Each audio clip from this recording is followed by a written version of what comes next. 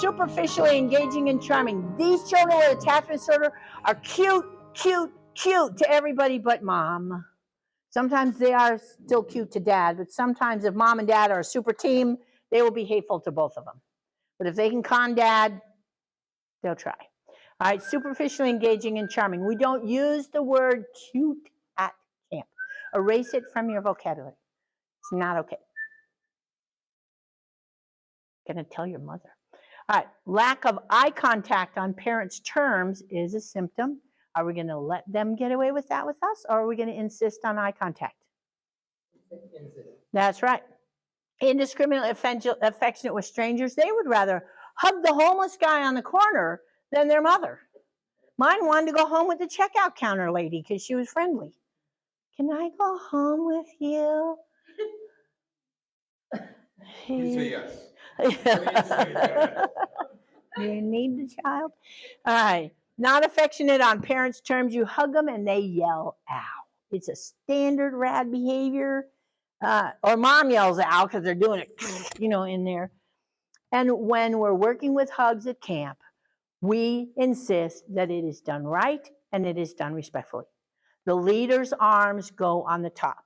Every time I've hugged Anne, except today, I put my arms on the top. And today I purposefully did not, because she's not a child anymore. Okay, I am not your boss.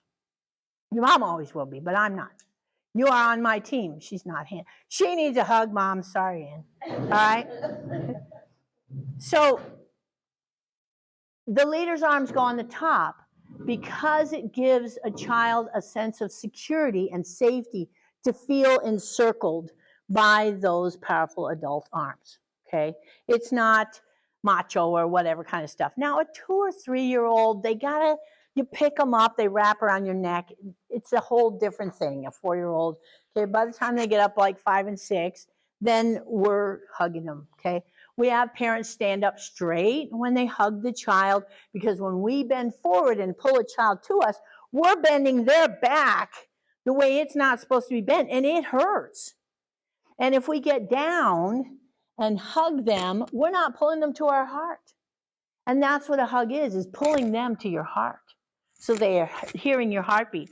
Our brain puts out electromagnetic field, okay?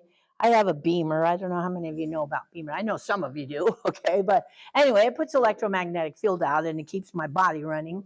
They measure the electrical field of our brain because our brain has enough electrical current in there. It's like the nuclear St. Vrain power plant. It's like a lot of electricity. It goes out 6 feet, 3 feet on either side of our brain. Our heart has an electromagnetic field that goes out 12 feet. Child within 6 feet of you is in your field of the energy of love and all the stuff that's coming physically from your heart, the electric field that you put out, okay? The brain has a 6-foot spread, the heart has a 12-foot spread. So when you're sitting next to somebody that you love and you feel, this is my friend I trust and I care about, that changes their electromagnetic field. You sit next to somebody you're afraid of or you hate or you're mad at, changes their field. We have 5 terms we do not use in our home. At camp, we have 1 we don't use. The word sorry, cute. We don't use cute, we don't use sorry at camp. Because our children are not sorry. And traditional parenting, all right, you just hit your brother. Come over here. Yeah, you hit him. Come on, lie to him. Hurry up, lie, right now. Lie to your brother. There, now you've been hit and lied to. Don't you feel better? That's resolved. I mean, that's what people do. Come on, I know you're not sorry. Just lie about it. Say sorry. There, it's fixed. Yeah, it's ridiculous. Our children do not feel sorry. I don't even allow them to say it. And until they come back to me like a day or 2 later and say, you know what, Mom, I feel bad that I did such and such, then I will teach them how to do it right. And I love the new process that JP came up with. All right. But the way that I've always done it is accepting accountability. I was disrespectful to you. I called you a name. I stole your stuff, whatever it was. Will you please forgive me? Okay, so I'm real clear. It's not just, sorry, I did this. Will you please forgive me? And then I like to do an act of kindness. Will you accept an extra large piece of pie at dinner tonight to make it up to you for what if I lost it and screamed at a child or something or other? And they're like, score, more cherry pie. Yeah, you want to yell at me some more, Mom? Nope, I'm good. All right, but I set the example of when they mess up, how do they go to someone else and take care of it? I corrected you in front of the children and the clients. I was wrong. Will you please forgive me? You know, that was smoothed it over in a flash instead of, well, she was, so of course I corrected her. Right, that makes it good. All right, see, I didn't forgive yet. It's still in there. I need to work on that some more. All right, cruelty to animals. I was watching Sprout one day. I had a border collie who was 15 years old. She was blind and she couldn't see him coming. So he would throw stuff at her when she was sleeping to startle her awake. And she'd be like, and his eyes would light up with joy. And it made me so sad because she's just this little loving, unconditional love being trying to sleep in her old age and she's being tortured, you know? And it was so clear, though, that he felt powerful, that he could make her feel afraid. And that power was part of his pathology. It was when he was 9, that our children feel powerful and then they feel like they're safer because they're powerful, because they don't believe the adults are going to protect them and take care of them. So they need to be powerful enough to protect themselves. It's a very twisted way of thinking. But they look at how much we love our animals. I don't know if you guys are as bad as I am. I have a corgi. How can you not love a corgi? You know, and I tell my corgi she's beautiful and I kiss her face. And I tell her she's the best dog in the whole world. And she wags her little stump of a tail at me and she lays with her little feet out and she keeps me warm. And when I put my beamer on, she comes right up against the beamer and we share the beamer. You know, she's just my little love bug. So the children see us loving our cat, loving our dog, pouring that love out. They don't see the love that we have for them. They don't want to see it. They block it. So they go, okay, I know you don't love me, but you love that dog. Would you protect the dog or can I get to it? If they can get to the dog and pull an ear or kick them or pull a tail or take their toy or whatever it is, they're like, you didn't protect the dog that I know you love. So I'm even less safe in this house because you didn't protect that dog, so you're really not going to protect me. So it's huge when our children can abuse the animals. And I have therapists that I've worked with. One lady, I just had her come. She was at one of the camps and didn't get it at all. So she's a therapist. She has this family. She says, they're crashing and burning. Can I come to your house? Will you help me? Absolutely. They came to the house. She had had them get a therapy dog for the child with RAD. The therapy dog was so incredibly traumatized, it stayed in the bathroom and hid behind the toilet. It was like a golden retriever. It couldn't even come out. It was so tortured by this child. It was such a terrible thing to do to this family. And the mom was totally bonded to the dog and couldn't get rid of it. And I mean, it was awful, awful, awful. Anyways, no, they don't have a therapy dog. We have a family that signed up to come to camp that canceled 2 other camps before, who have to have kosher food, which is absolutely okay. Okay. Very complicated. Kosher food is much more complicated than vegan or vegetarian, and it's very important that it's done well. So we're okay with that, no problem there. But I've been talking to her on the phone for off and on for about 3 years. She hasn't started doing any of the recommendations. She bought my online parenting course. I can look in the back door and see who has seen any of the films and how long they watched them. She hasn't turned on any of them, but she paid for it. All right, so she got her dog, her child, who's a very, very violent little girl, a therapy dog and wants to bring it to camp. No. If it's a service dog, you legally cannot tell them they can't bring it. If it's a licensed service dog, trained and licensed. If it's a therapy dog, you can say no. So she asked. I said, no, you don't have time to take care of a dog at camp. It's not safe. There are other children there that don't do well with animals, and the camp doesn't allow pets. And this is a pet. If it's a service dog, it is not a pet, and that you legally have to have them bring their pet, allow it. All right, but a therapy dog, no. All right, so cruelty to animals, huge problem with our children. Lying about the obvious. Oh, man. When they come into flight check, we ask what happened. they would lie their face off. Well, they still lie their face off. We have to have the little 3x5 card that the parents wrote so we know exactly what the truth is, or they're going to come and give us a big line of baloney and we don't know. But even with the card, they still lie. Try that one again. All right. I don't know what I did. I wasn't there. I know. Don't you hate when you say stuff and you weren't there? All right. So, abnormal eating patterns. They don't eat because they're hungry and stop when they're full. They're often very picky eaters, okay? Or they eat everything because nobody else should have it. I'm going to eat it all so nobody can have any. Okay, they do it one way or the other usually. Inappropriately demanding and clingy. Can I have a hug? Can I have a hug? Don't touch me. I want a hug now. Don't touch me. Anyways, triangulation of adults. Whoa, it's a big problem at camp because they act different from dad than they do for mom. They act different for the therapist than they do the parents. They act different for the grandparents than they do. So everybody's dealing with the child they see. Does this make that a bad dad? No, he's dealing with the child he sees. But then he looks at what his wife's doing, and for the child he's seeing, that's not right. And then she's looking at the child she sees, and the way dad's doing it isn't right for the child. So we got mom telling dad he's not doing it right, dad's telling mom she's not, and nobody's supporting, and they're crashing and burning. I was just, I got an email, and I never did get back with you on that, Michelle, but I got an email from a mom. Would have been smoke coming off of that email if it was in real life. And she said, I can't believe we spent all that money that came to camp. It was the worst investment we ever had. I didn't get any benefit from that. It was a horrible thing. It was a stupid idea, and I'm so sorry that I ever did it. I'm like, 20 some years, I've never, ever had anything like that. So I'm like, Michelle, I just got the, and she wasn't even at your camp, but I just want to know. So anyway, so I looked it up because it didn't even have her name. She didn't even sign it. She was just mad, but I had her email. So I could look up by her email. And so I called her up. I said, hey, you sound like you're really upset. I want to do all I can to help.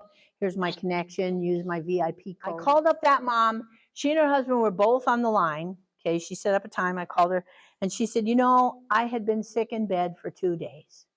And the kids were just running wild because I was sick.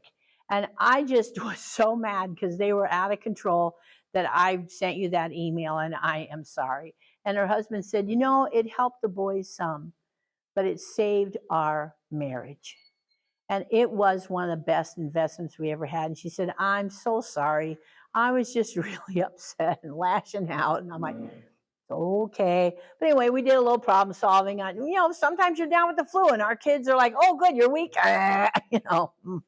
So it was fine. But that was like the biggest complaint I ever had about camp. And I was like, Michelle, I got this email. It was all good. All right. False allegations of abuse. When I'm teaching this in a class with parents and children, I skip that. I just read it and keep going. Okay. And they can say this about you, and they no ideas. Okay, do not expound right there. Presumptive entitlement issues. They believe they should be served what they want, how they want it, and when they want it. And if they don't get it, then they go back to the one above that. Parents appear hostile and angry. That's how I teach it, just like that. And the parents get it, and the kids. All right. Parents appear hostile and angry. They are. And I ask them, how many of you thought, let's see if we can get a really angry, defiant child who will come in and break a lot of stuff and lie to us and hurt our feelings. Let's get one of those. And we can spend all our days with special education teachers and talking to the school and getting therapists. How many of you parents, that was what you dreamed of? No hands go up. Say, right. How many of you thought, let's get a child that we can do fun stuff with? That we can bake cookies and fly kites and go on hikes and laugh and teach them great things. How many of you wanted that? That was your dream. And the hands go, yeah, that was what we wanted. Right. And you didn't get it. So parents get angry because they got lied to, a lot of them. She's just fine. It's a period of adjustment. It will go away. No, it won't. They get sicker every year until the pieces that need to be in place for their healing, which is therapeutic parenting like they learn at camp, and a trained attachment therapist. Can they do this without a trained attachment therapist? No. And at one point, I worked with so many children with the best therapists in this country. I thought, you know what? I know what the therapist would say about this, and I don't need a therapist. I got an ego thing going on. And you know what? I was dead wrong, because you can't see the forest for the trees. You're so close in there, you need the therapist to have that outside view and manage things from out here, not in here. And we were sinking. I'm like, okay, Nancy Thomas, you're dead wrong. And are there enough attachment therapists? No. I used to drive 3.5 hours over two 11,000-foot passes every week to get to therapy. If they closed I-70 because there was too much ice on the road, I put chains on my tires and I was the first one in line when they opened that road. Why? Because I'm a saint? No, because I was going to be tortured all week at home if my children didn't get the relief and the release that they got out of therapy. I was going to be tortured. Like, nope, I'm not doing a whole week without therapy. We're in the car. We're going. They're going to open it at some point. We got sandwiches. We're fine. Whew. I want to put my heart and soul into that training. We call it the Savvy training. My nonprofit organization is Savvy, called Savvy Inc., which stands for Stop America's Violent Youth. I started it right after the Columbine shootings. That just broke my heart. It was just horrible. Those two beautiful boys, their life is over. They killed all those people that didn't deserve, and they didn't get the help they needed. They're both on prescription antidepressants, Prozac. And instead of getting help, they got pills. If there was a pill for RAD, I'd say, all right, let's get it. For Valentine's Day, we could sell barrels of that because it'll get people to love you and you'll be able to accept the love and it'll be great. There's no pill. There are certainly some medications that can be helpful so they can think straight, but we have problems. We need help. So I'm putting my all into that next. And it's a year-long training, and I can't go jeeping and fishing and playing with my quail when there's parents on my email and phone calls going, help, we're drowning. And I have to say, sorry, Charlie, I'm fishing. Then there is no help for you. I can't do it. I can't do it. When I can say, here's a list of trained therapists. Here's the camps that are all over the world. We got New Zealand asking for a camp, you guys. There's South Africa asking for a camp. Canada's asking for a camp. Just before I left home, I got a call from Scotland. So abnormal speech patterns, thank you again there, they don't speak clearly. So they can either talk so softly you can't hear them, and then team members who aren't trained do this. What was that? Could you try that again? Just try it one more time. Just a little bit louder, honey. Just a little bit louder. Okay, can you just put consonants in there? Do I look powerful to you? Do I look like I can protect anybody? No. That's not the body language we use at camp. If you can't hear them when you're standing up straight, their teacher can't hear them, their parents can't hear them, and their employer can't hear them. So I just say, I want you to go jump on the mini tramp. Say ready when you're ready. Then you hear, is the wind blowing? You hear something. Maybe it's woodpeckers. We live in a log home. We have woodpeckers sometimes. You know, and then they'll say, ready. Yeah, I think it might be woodpeckers. I'm hearing something. Ready. Oh, it's Sweetums. Come here, Sweetums. That sounded great. What was it you wanted to say? Well, I was wanting to say such as, all right, good job. I'm not supposed to be telling stories, and I'm telling stories. I'm going to tell you one more, and that's all. Then I'm not going to tell any more stories. There were these, my nose grew right there. His moms were on the chat group. In the old days, they had chat groups. I think they probably still do, but it was before Facebook. And so they were having a competition for who could tell the funniest story that their child with RAD did. You know, so his mom writes on there, she's in talking to the chat group, and the little boy comes in. He says, Dad's got a fire going out here. And she thinks, score. I could send out some hot dogs and buns, and they could put it over the fire. I don't have to cook dinner. I could stay on the chat group. So she sends out hot dogs and buns. Be sure and wash your hands and you pray before you eat. So she's on the chat talking to the other moms and stuff, you know. Pretty soon her husband comes in and he is furious. And he storms in the door. Boom! This is in the woods of North Carolina. We used to call them hillbillies. Now they call them mountain people. Okay? Boom! He comes in the door. He says, "Woman, have you lost your mind?" And she's thinking he didn't like the hot dog idea very much, apparently. And he says, "I send the boy in here to tell you the garage is on fire and you send him out with hot dogs? The boy's now out there praying over the fire. Have you lost your mind?" That would be about what a child with Rad would do. Dad's got a fire going out here.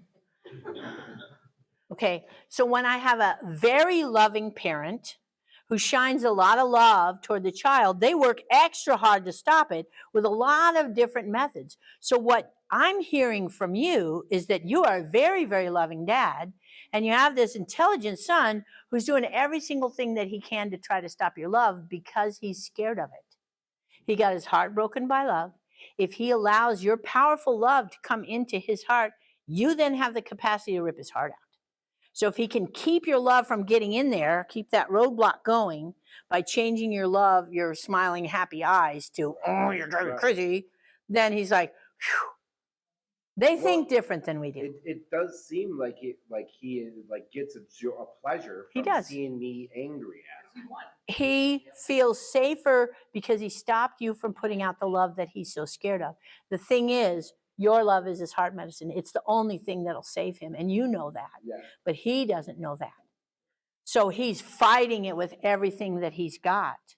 And when he finds out he can't fight you and win, he will give up and he'll soak it up. Okay? But yeah, it just means you're an awesome dad. That's all it means. I take it as a compliment. It's like, wow, that's the 75th time she tried to get me to stop loving her today. I must be doing A+. All right, parents appear hostile and angry. Yeah, they are. And sometimes they scream you up one side and down the other. Is it because you're a team member at camp? Or is it because they came with so much pain and you happen to be there? It's okay. I've been screamed at by some mighty fine parents, and they move forward and help their children heal and get over it. And the children hate me. I've been hated by some mighty fine children, and I am fine with that. They hide the purple book. They tell me how much they hate me. Oh, I need to find there's a letter that a little girl wrote that I brought that I want to share with you. But anyway, poor peer relationships. They don't have friends. They don't have friends. All right. I think I was going to do 45 minutes. Preoccupied with fire, blood, and gore. Persistent nonsense questions and chatter. They wear parents out with the mouth. And we start with the mouth. When they can get control here, then they get control here, then they get control being where they're supposed to be. But they get self-control started here. And we have them do mouth check. We used to call it mouth hug. About 10 years ago, we changed it because the gangs use that term in some kind of weird sexual perverted way. So we had to change it to mouth check for people who live in the inner city where there's gangs. Okay, so it's like flight check, mouth check. But it says in the Bible, if your tongue gets you into trouble, clasp your hand over it. So we'll figure good enough for me. All right, so we help them get control of their mouth. Stealing, no impulse controls. They frequently act hyperactive. Hyperactive and hypervigilant look the same unless you're really watching. Okay, where I live, there's a lot of mule deer and a lot of elk. And if you watch them eat, they graze, and then they look, where's the mountain lion? And they eat a little bit, where's the mountain lion? They eat a little bit of grass. Whoop, where's the mountain lion?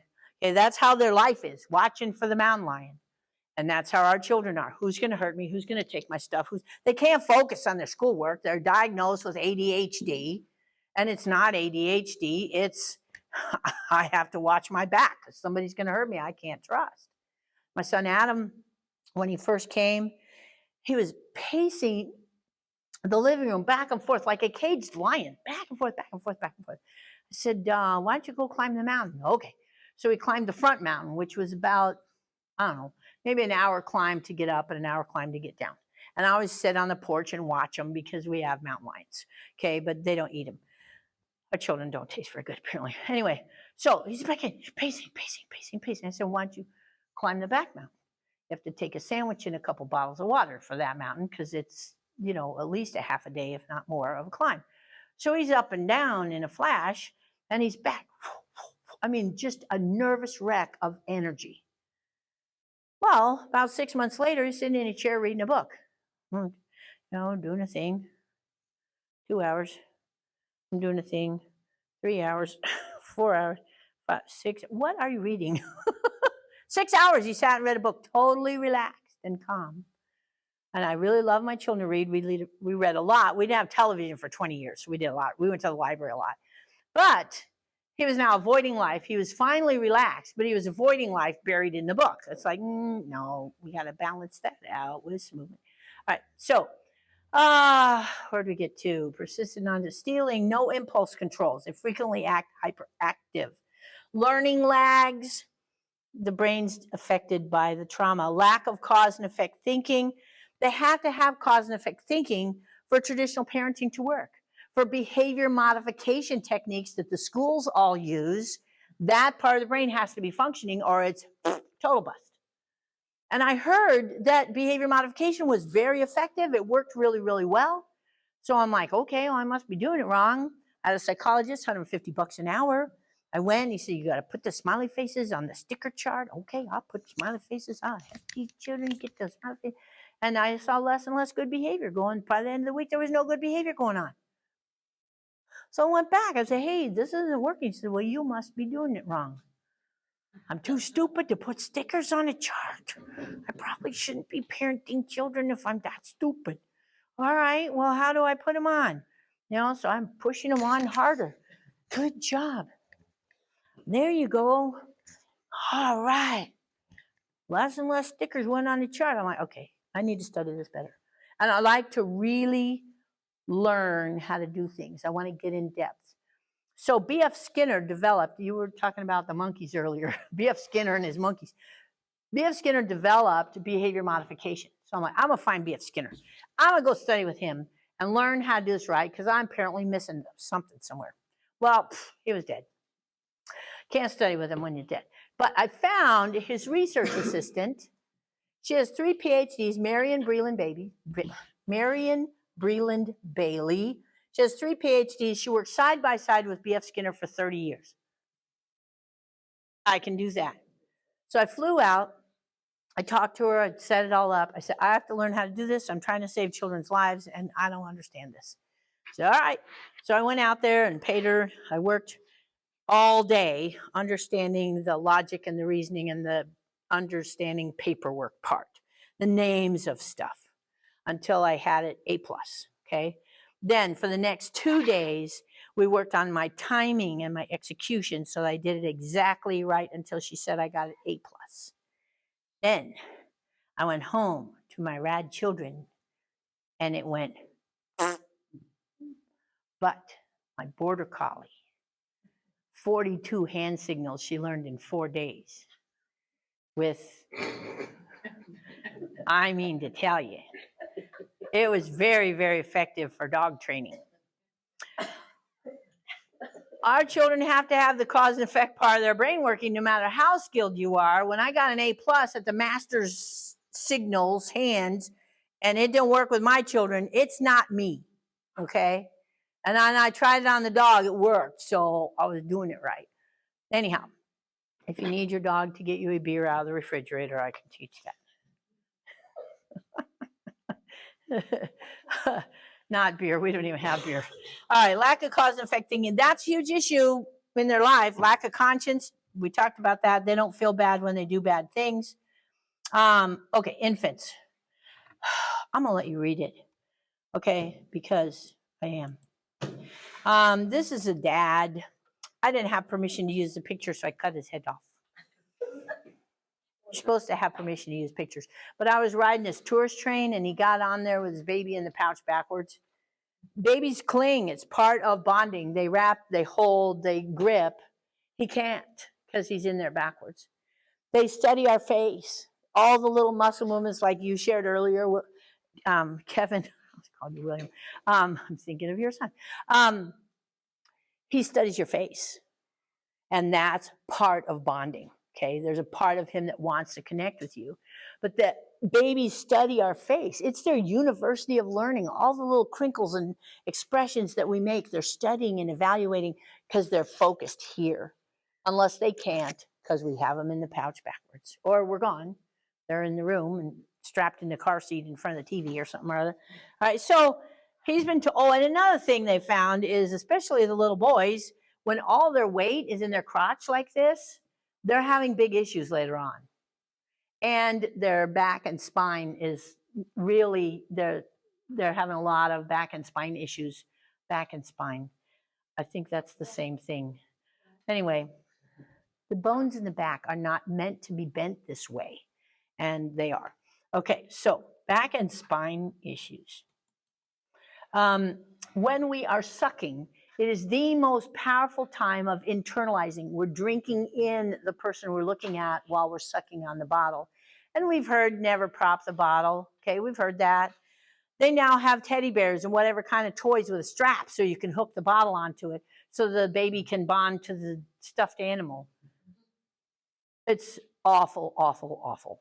Okay, so this dad doesn't know, so he's feeding the baby facing out. The little guy can't see daddy's eyes. He can't cling.